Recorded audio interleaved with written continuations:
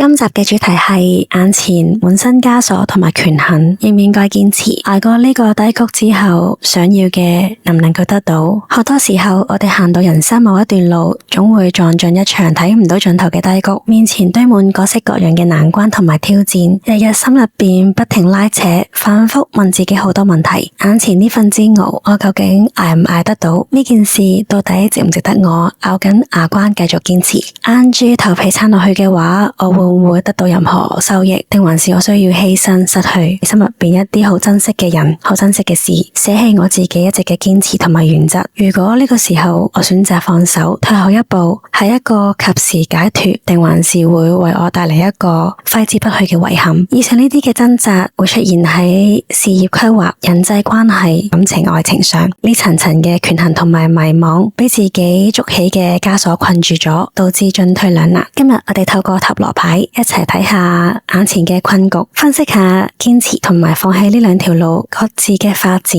睇下捱過呢個低谷黑暗之後，你哋內心渴望嘅能唔能夠如願到來？今日我哋一齊嚟解開呢一份迷惘，到底應唔應該繼續堅持？而家畫面上有3幅畫，根據你嘅直覺揀一幅，然之後我哋一齊入去分組解讀。第一組檸檬茶組，對應下你哋目前嘅狀況先。你哋日日面對住各大嘅困難挑戰，不停需要奔波，逼住自己要死頂，要應付唔同一波又一波嘅壓力，好多本身唔屬於你嘅責任，你都要硬生生攬晒上身。做任何決定嘅時候都要反覆權衡，前前後後，成日不停問自己，到底仲頂唔頂得順？到底值唔值得堅持？揀呢組嘅你哋最渴望嘅係所有混亂終於完結，迎嚟清晰、坦誠、光明、穩定嘅雙向關係，適用於愛情、重要合作、親密人際關係入邊。係因為過往入邊你哋需要長期保持理性嚟保護自己，需要一個人獨自梳理大量雜亂嘅情緒同埋問題。你唔想再持續猜測，反覆需要磨合，長期處於懸而未決嘅狀態。內心深處好渴望有一份唔需要互相試探嘅連結。同對方可以能夠願意直接溝通，講出真心，唔需要隱藏同埋偽裝，結束一啲不明不白嘅拉扯，可以坦誠、光明、互相珍惜嘅穩定狀態。無論係感情定係事業合作，你哋都好厭倦呢啲唔穩定、睇唔到方向嘅關係，想要一個好清晰嘅答案，一段可以安心前行嘅合作關係或者感情關係。先睇下如果選擇繼續堅持，事情會點樣發展？隨住時間嘅推移，你哋會慢慢睇清好多真相，好多嘅誤解會逐步化解。過程唔輕鬆，仍然要持續去溝通，忍受一段時間嘅拉扯，需要你學識放低部分執念，唔好強迫事情一定要按住你規劃所想象嘅路線去走。只要你哋願意調整心態，再俾多少少耐心去經營，捱過低谷之後就會迎嚟回暖，靠近你想要嘅模式。而如果你哋選擇就此放棄，短期內會得到解脫，覺得擺脫咗呢個無止境嘅權衡同埋煩惱狀態，冇晒壓力，能夠將重心放返喺自己身上。但係心底入邊嘅遺憾唔會即刻消散，往往去到深夜嘅時候，你會不停反覆想，如果當初我再堅持下，個結局會唔會唔一樣呢？你會獲得當刻嘅自由，但係就需要更加長嘅時間去消化內心未完成嘅呢個執念。其實你哋同你哋內心渴望嘅呢個，無論係事業 partner 又好，定係感情上嘅另一半都好，你擁有其他人冇嘅底氣，就係因為你哋過往一齊經歷過好多唔同嘅難關，一齊面對過好多挫折。換着喺其他人面前，可能會變得好手忙腳亂，會崩潰，會亂晒陣腳。但係因為經歷過磨練之後嘅你哋，面對事情嘅時候可以變得更加冷靜、沉穩，好快就可以諗到對應嘅方法。而呢份本事就能夠幫助你哋更加快走出困境。其實你哋內心好渴望、好在乎對方。潛意識入邊，其實對方就係你哋最想得到嘅嘢，但係過往嘅你哋成日都刻意忽略自己嘅情緒，無論有幾鍾意對方都好，都唔敢表露，唔願意主動傾偈，驚講出嚟之後會撞板。所以唯有就將呢啲好感收埋喺心入邊。但係經歷呢段時間之後，你發覺對方越嚟越出色，越嚟越耀眼，越嚟越豐盛。其實你內心開始好慌張，意識到如果自己繼續逃避嘅話，繼續唔面對嘅話，遲早就會徹底失去對方。而家睇下有冇啲咩建議或者指引俾咗你哋。大概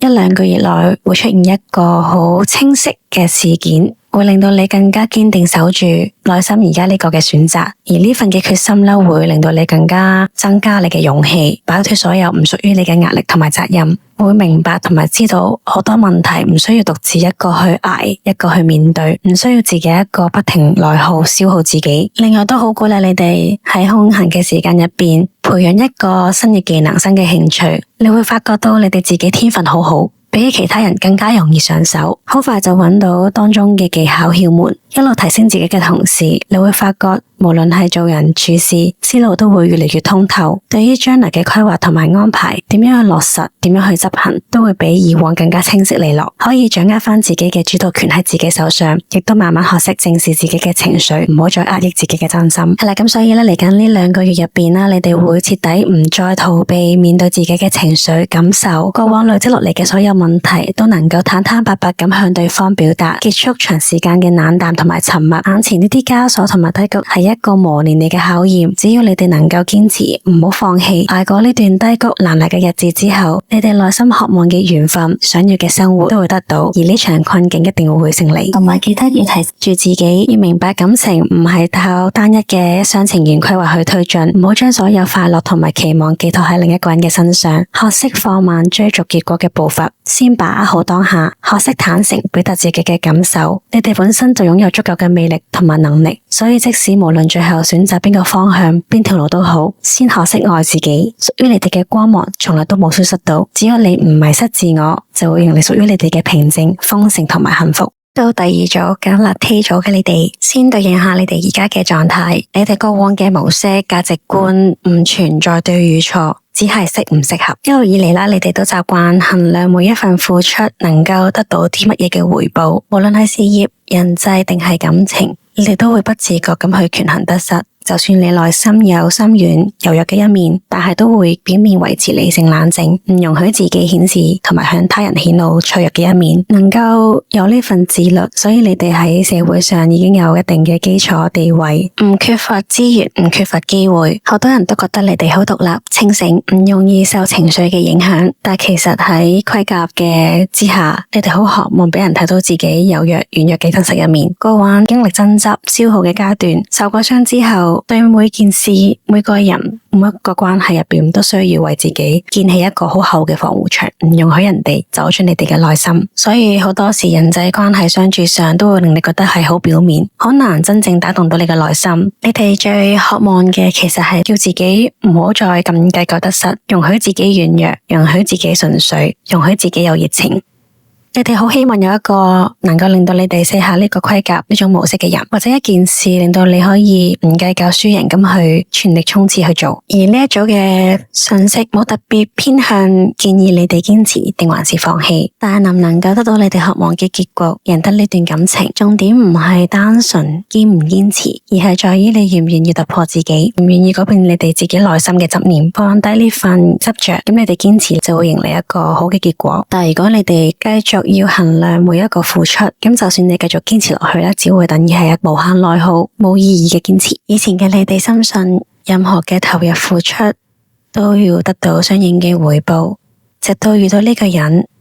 呢一切標準開始慢慢瓦解。對方成熟冷靜，好獨立，有屬於自己嘅目標同熱誠。而目前你哋面對緊嘅呢個困難或者呢個重要嘅關係，你選擇喺呢段關係入邊合埋雙眼，將自己困喺自己嘅思緒入邊，不停反覆糾結猶豫，但係始終都做唔到一個決定。如果你哋選擇繼續堅持，你哋擁有好好嘅基礎，雙向嘅吸引，呢一份感覺係真實存在。你哋本身其實擁有好足夠嘅魅力去影響同埋吸引其他人，只係你哋習慣咗要去設立好多唔同嘅門檻去觀察考驗身邊嘅人事物。所以如果你哋係真正想留住呢個緣分，唔係靠不停去權衡，而係需要放低標準，容許唔完美嘅存在。如果你哋選擇放手，你就可以返去你哋熟悉嘅安全區，回到你哋熟悉嘅生活軌跡，繼續依靠理性去掌控。你哋可以回復一時嘅平靜。太陽牌嘅出現代表住低谷只係短暫，曙光一直都存在。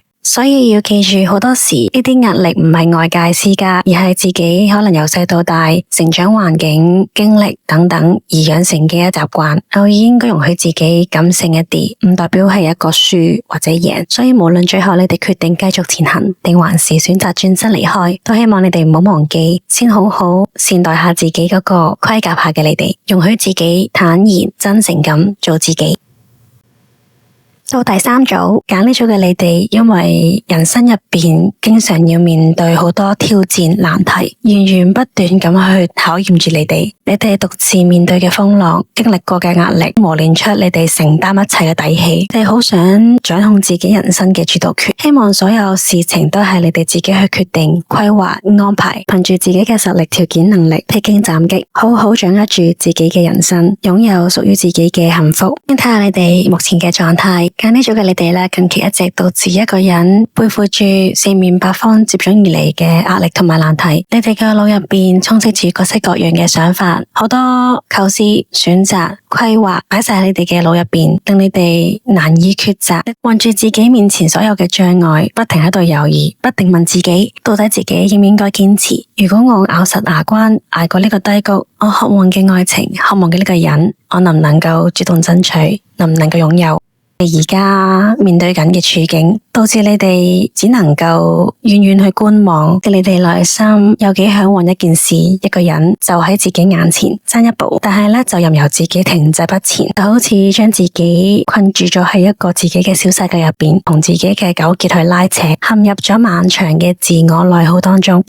你哋內心最迫切嘅渴求就係渴望自己可以親手主動咁去掌握翻屬於自己嘅愛情，自己能夠勇敢一次、堅定一次，為自己真正在乎嘅人去主動爭取。先一齊嚟睇下，選擇繼續堅持嘅話，事情嘅發展。你哋默默咁觀察住內心最在乎嘅人，對方對你哋嚟講好獨特，即使他日再遇到其他人，都好難令你哋重現呢一份心動。牌陣入邊開頭一出現就係3張7號牌，呢個7月份你哋遇到好多難關挑戰，導致你哋改變咗你哋嘅睇法、你哋嘅思維。呢個過程雖然好煎熬、好難捱，但係都令到你哋嘅思維模式成熟咗，提升咗一個層次、一個階段。同時開始醒覺到對方唔會永遠原地等候你哋所有計劃，等候你哋準備，等候你哋預備好。如果自己繼續猶豫，就真係會好大機會失去對方。以前呢，你哋以為好多事情只能夠二選一，要取捨，要權衡。但係其實你哋無論自身優勢、時機，定還是你哋雙方之間感情基礎，天時地利人和都掌握喺你手上邊。你哋擁有突破困境嘅能力，唔需要向外尋求依靠，只需要學識將目光放遠啲，唔好俾一時暫時眼前嘅困難嚇親。你哋擁有能力、有條件去平衡好、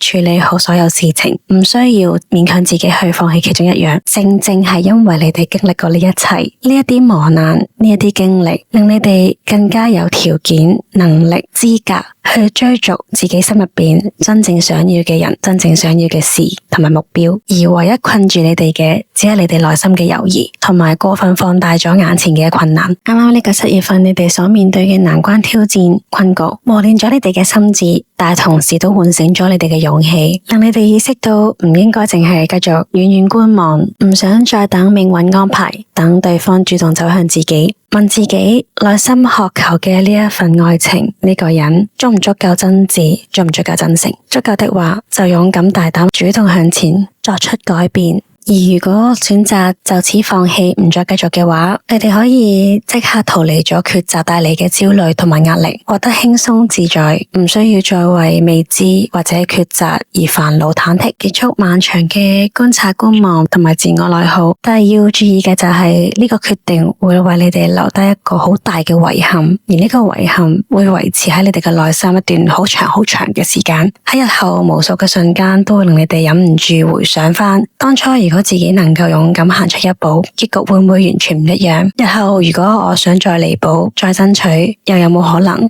以往發生嘅事情，呢啲嘅經歷導致你哋內心一直收埋住好多不安同埋自卑，正正係呢份不安困住咗你哋勇敢踏前嘅一步。牌陣入邊呢張戀人牌就係一個好大、好堅定、好重要嘅一個答案。你哋本身魄力、實力、條件遠遠比你哋自己認知之中強大好多，鼓勵你哋勇敢追尋自己渴望嘅，唔好輕易退縮，堅持自己嘅目標，勇敢、放心、主動，擺脫猶豫，將觀望改為實際嘅主動行動。所以其他外來嘅阻礙、困局對你哋嚟講唔係一個難題，唯一阻礙你哋嘅對你哋內心嘅恐懼同埋過度嘅顧慮。但係一定要記住，時機唔會永遠停留原地，屬於你哋嘅機會需要你哋親自把握同埋伸手去捉住。祝福你哋可以早日擺脫內心嘅束縛，睇住自己腦入邊嘅計劃、憧憬、目標，唔好再俾自己得個諗，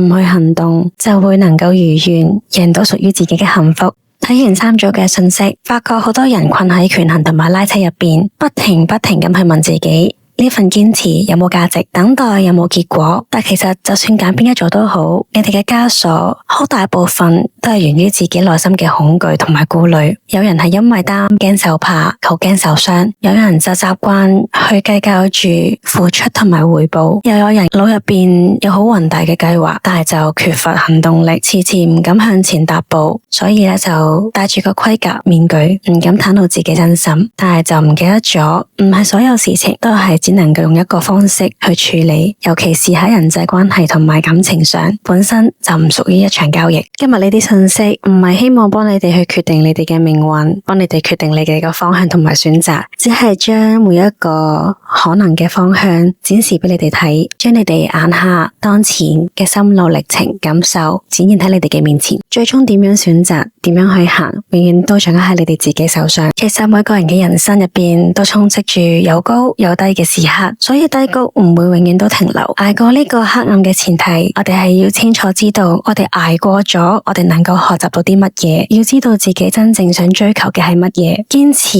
唔係等於做一啲無謂嘅掙扎，唔係去執着住一啲唔適用嘅邏輯方向，而放手亦唔代表你哋係輸係失敗。而最重要嘅係無論點樣選擇都好，我哋他日回過頭同自己講嘅就係，我唔會埋怨，唔會後悔今日自己做嘅呢個決定。